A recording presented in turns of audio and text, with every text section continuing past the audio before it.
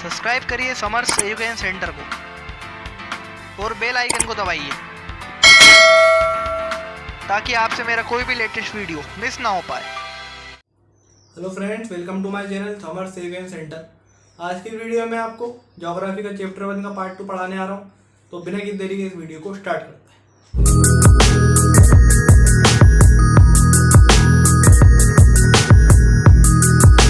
चलिए अपन बात करने वाले हैं पहले सोलर सिस्टम के बारे में।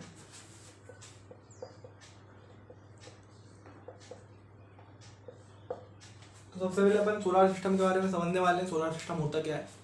तो पहले मैं आपको सोलर शब्द का जो है मतलब समझा देता हूँ।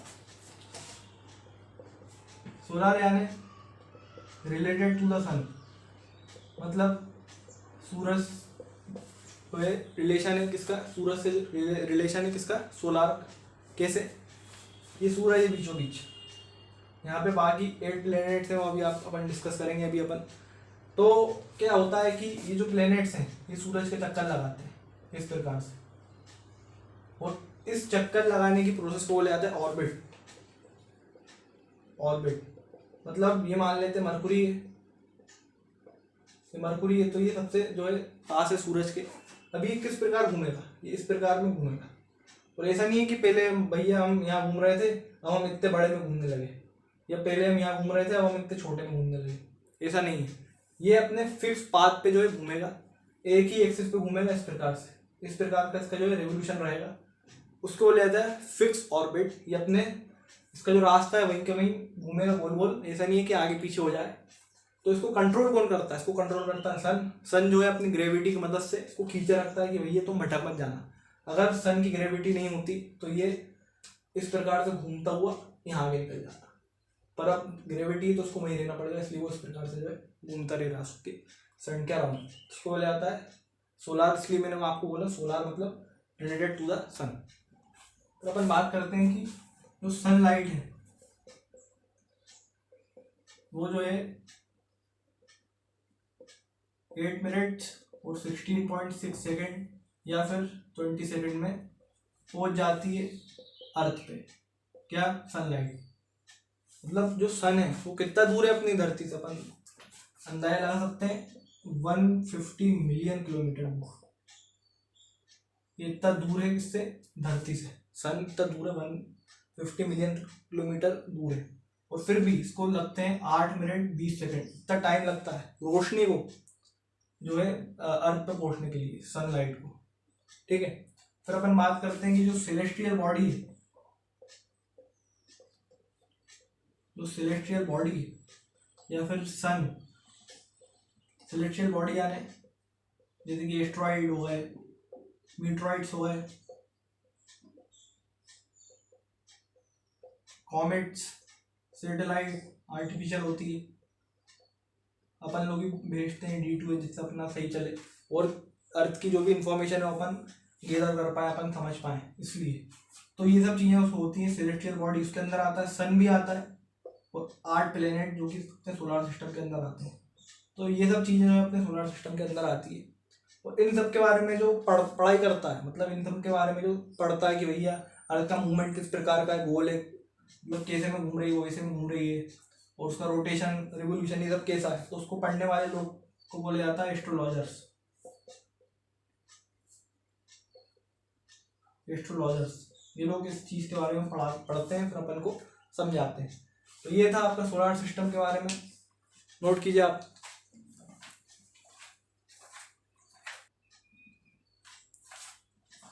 चलिए अपन बात करने वाले हैं सोलर सिस्टम के बारे में। अपन बात कर चुके हैं, इसके अंदर जो है 8 प्लैनेट्स बचे हैं। सन के बारे में आपको मैंने बता दिया है। तो 8 प्लैनेट्स कौन कौन से होते हैं वो अपन देख लेते हैं, और मैं आपको उसको याद करने की ट्रिक भी बता दूंगा। इसकी बहुत अच्छी ट्रिक है याद करने की। ठीक है, तो पहले बात करते हैं अपन मरकुरी। इसके बारे में अपन को डिटेल में नहीं समझना, अभी बस नाम याद रखना है। Venus, Earth, Mars, Jupiter, Saturn, Uranus, और आखिर में आता है आपका नेपच्यून।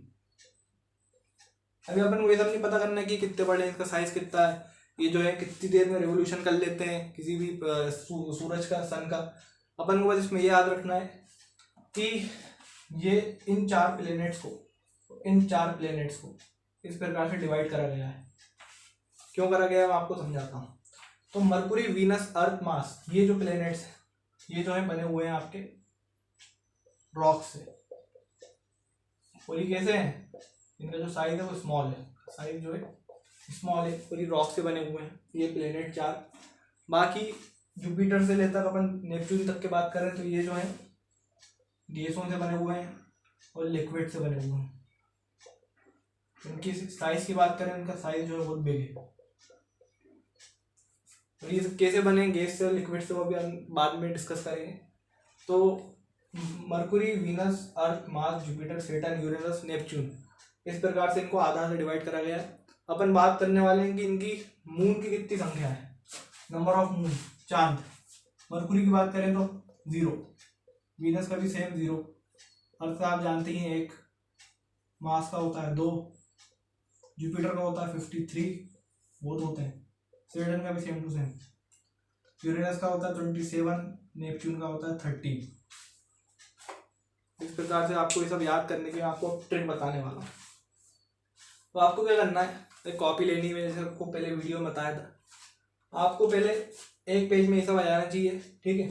एक पेज में आ गया, फिर आपको इसको इस प्रकार से डिवाइड कर देना है, ठीक है। उसके बाद आपको पहले याद रखना है मरकुरी से लेकर मार्स तक के नाम, ये कॉपी में 5-5 बार लिखते जाना है, बोलते बोलते हैं। फिर उसके बाद ये हो जाए, उसके बाद बाकी के नाम जो है वो याद करने, इस प्रकार से लिखते लिखते थोड़ी देर में याद हो जाएंगे। रोज रिवीजन करोगे तो और अच्छे से याद हो जाएंगे। उसके बाद में आपको इस प्रकार से जोड़ी बना लेनी है, और काय से बने हुए हैं, इनका जो साइज है वो कैसा है, इसमें भी सेम टू सेम वही का वही करना है और अच्छे से याद होता है। काय से बना हुआ है, साइज क्या है, बस ये दोनों याद करना है इसी प्रोसेस से। फिर नंबर ऑफ मून के लिए आपको क्या करना है, इन चारों को पकड़ना है और याद करना है 0, 0, 1, 2, इस प्रकार से। फिर इसमें 2 सेम टू सेम है तो आपको आसानी पड़ जाएगी, 53, 53। फिर क्या, फिर 2 अलग हैं, फिर 27 और 13, इसको आपको अलग अलग याद करना है, 27, 13, 27, अच्छा 13, इस प्रकार से आपको याद करना है। ये हो गई ट्रिक और ये हो गया 8 प्लेनेट, नोट कीजिए आप।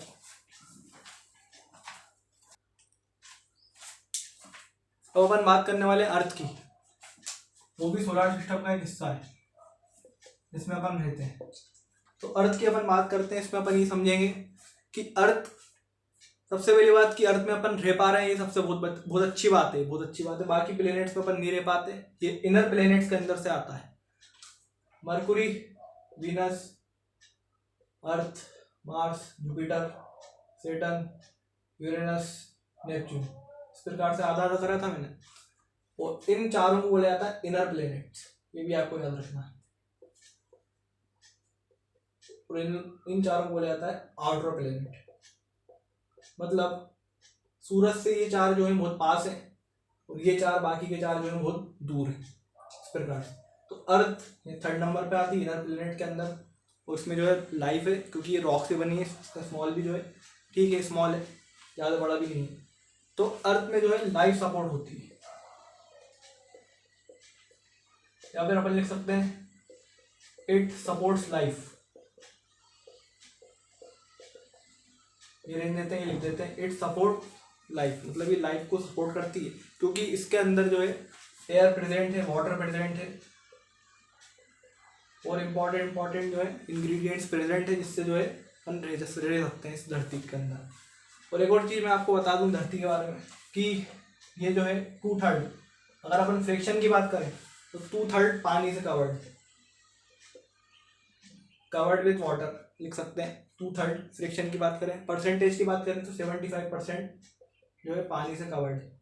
इसका मतलब लैंड जो है सिर्फ 25% रह जाएगा, और 1/3 फ्रैक्शन की में अपन बात करें तो वो लैंड में रह जाएगा। इतना लैंड है, इतना वाटर है। कौन ज़्यादा है, वाटर की लैंड, वाटर ज़्यादा है, इसलिए इसका नाम क्या होता है, अर्थ को क्या बोला जाता है, दूसरा नाम इसको बोला जाता है ब्लू प्लेनेट। ब्लू प्लेनेट हर जगह क्योंकि नीला ज़्यादा दिखता है, इसलिए इसको बोला जाता है ब्लू प्लेनेट। फिर अपन आगे बात करने वाले मून की। तो मून की मैंने आपको पहले पार्ट में सब पढ़ाई दिया था। बस में एक चीज़ रह गई थी कि ये अर्थ और मून में कितना डिफरेंस है भैया। मून और अर्थ मतलब मून जो है अर्थ से कितना दूर है, ये अर्थ मून से कितनी दूर है। तो ये इसका आंसर है 3,84,400 किलोमीटर दूर है। ये आपको याद कैसे करना है उसकी ट्रिक आप देखते हैं अपन। सबसे पहले आपको इस प्रकार से इसको लिख लेना है और इसको जहाँ जहाँ कॉमा लगा है वहाँ से इसको बांट लेना है इस प्रकार से। ऊपर आपको पहले याद करना है 3, फिर यहाँ 3 याद करने के बाद यहाँ लिखेंगे अपन 84, फिर अपन 84 के बाद यहाँ लिखेंगे 400। फिर जब तीनों याद हो जाएंगे तो अपन इसको इस प्रकार इकट्ठा लिख देंगे 3,84,400 किलोमीटर। इस प्रकार से आपको ये जो है याद हो जाएगा। नोट कीजिए आप।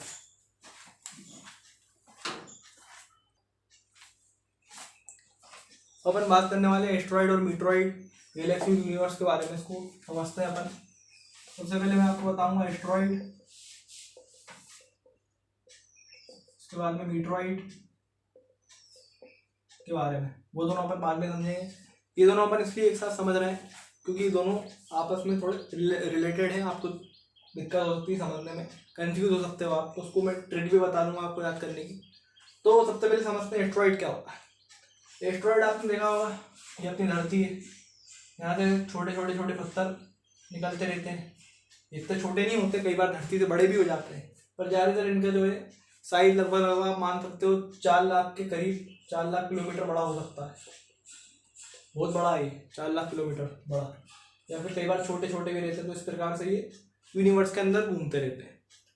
तो इन्हीं को बोला जाता है एस्ट्रॉइड, क्योंकि ये जो है पीस ऑफ रॉक्स, जो प्लेनेट कभी ड्राफ्ट प्लेनेट हो जाता है, यानी वो टूट जाता है जो प्लेनेट, उसके टुकड़े इस प्रकार से घूमते रहते हैं यूनिवर्स के अंदर, उसको बोला जाता है आपका एस्ट्रॉइड।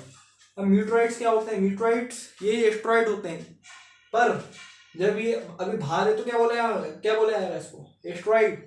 पर जैसे ही धरती के अंदर गिरा, इसमें फ्रिक्शन की वजह से, आपको मैंने फ्रिक्शन के बारे में बताया, उसको इसमें जो है आग लग जाएगी, पूरी जल जाएगा पत्थर। उसकी गति जो है, स्पीड इसकी बहुत हो जाएगी। इसकी स्पीड बहुत होने के कारण क्या है, फिर जाके धरती के सरफेस पे जो है होल कर देगी, पूरा पूरा भस्म हो जाएगा सब कुछ, पूरा रेडिएशन से। बाकी जो बहुत दूर दूर सिटीज है वहाँ पे भी इम्पैक्ट इसका दिखाई देगा। तो अब ये एस्ट्रॉइड भैया बाहर घूम रहा था, अभी क्या हो गया, अंदर आ गया। जैसे ही अंदर एंटर हुआ धरती के एटमॉस्फेयर में, उसी क्षण इसका नाम क्या हो गया? मीटरॉइड्स। इसका मतलब मीटरॉइड्स क्या होते हैं? जब धरती पे कोई एस्ट्रॉइड गिरता है, अंदर आ जाता है, अंदर तरफ गिरने लगता है, उसको बोला जाता है मीटरॉइड। ठीक है। फिर अपन बात करते हैं गैलेक्सी की। गैलेक्सी आपने देखा होगा कुछ इस प्रकार से रहती है, इस प्रकार की गैलेक्सी होती है। और इतनी सी नहीं है, बहुत बड़ी होती है, बहुत, आप इमेजिन नहीं कर सकते इतनी बड़ी। तो उसके अंदर होता क्या क्या है? इसके अंदर तो अपना सोलर सिस्टम होगा। सोलर सिस्टम अपना कितने में, जैसे मान लेते हैं पूरी गैलेक्सी है, इसके अंदर सोलर सिस्टम, मैं आपको एरो करके दिखा देता हूँ, इतना सा करीब जरा सा होगा ये अपना सोलर सिस्टम, इतना सा। और अपनी जो गैलेक्सी उसका नाम है मिल्की वे। इसका अपन एक और नाम भी बोल सकते हैं, आकाशगंगा। मिल्की वे गैलेक्सी या आकाशगंगा इसको बोला जाता है। सोलर सिस्टम अपना यहाँ पे इतना सा दिख रहा है, पूरी पूरी गैलेक्सी। इसके अंदर क्या क्या आते हैं? इसके अंदर आते हैं एस्ट्रॉइड, मीटरॉइड्स, कॉमेट, सैटेलाइट, सब कुछ, जितनी भी सेलेस्टियल बॉडीज हैं सब कुछ इसके अंदर जो है आ जाती है। गैलेक्सी बहुत बड़ी होती है। अब ये एक गैलेक्सी है, अब ऐसी कितनी सारी गैलेक्सी होंगी यूनिवर्स के अंदर? तो एक गैलेक्सी है तो उसको बोला जाता है गैलेक्सी। और अगर एक से ज़्यादा, या फिर मान लेते हैं अपन 1 लाख या 1 करोड़ या 10 लाख, जितनी भी मान लेते हैं अपन, क्या है? गैलेक्सी। बहुत सारी मिला के क्या बना देती हैं? यूनिवर्स, क्योंकि कभी ख़त्म नहीं होता। यूनिवर्स जो है कभी ख़त्म नहीं होता। इसके अंदर इतनी सारी लाखों गैलेक्सी रहती हैं, वो करोड़ों अपन गिन भी नहीं सकते होती। तो ये था एस्ट्रॉइड, मीटरॉइड, गैलेक्सी, यूनिवर्स के बारे में। नोट कीजिए आप।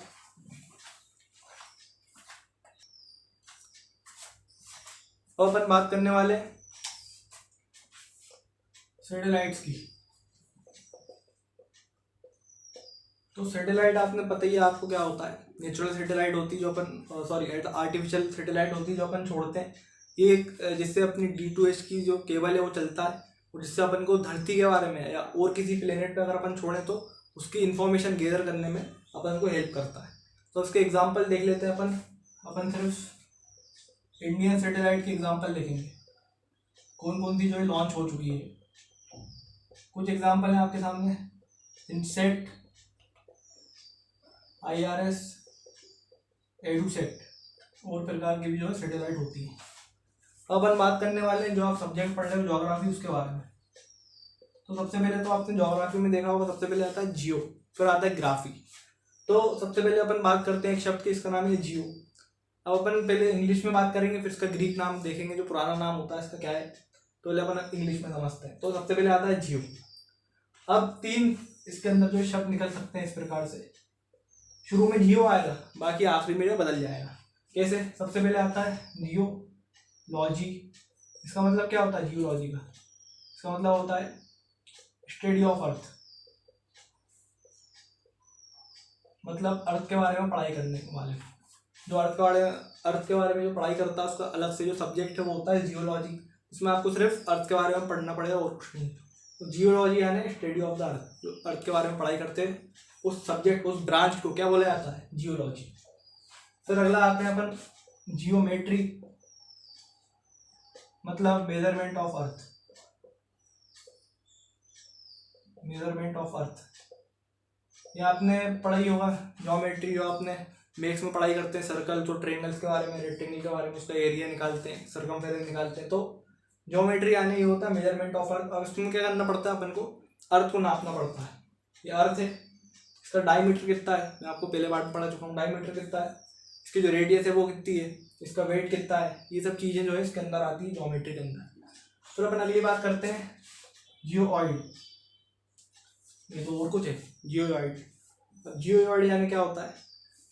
तो बोला जाता है शेप ऑफ द अर्थ। इसका मतलब होता है शेप ऑफ द अर्थ, मतलब जो अर्थ का शेप है वो किस प्रकार का है। वो सब लोग बोलेंगे ये गोल होता है, नहीं गोल नहीं होता है, ये जो है हल्का सा टिल्ट है, मतलब हल्का सा जो है टेढ़ा है, इस प्रकार का नहीं है। इस प्रकार सीधी लाइन ड्रॉ नहीं हो सकती, कुछ इस प्रकार का है, हो गया ना टेढ़ा। और इसका जो शेप है वो हल्का सा स्फेयर है। स्फेयर जो है इस प्रकार का होता है, हल्का सा, पूरा सर्कल नहीं होता।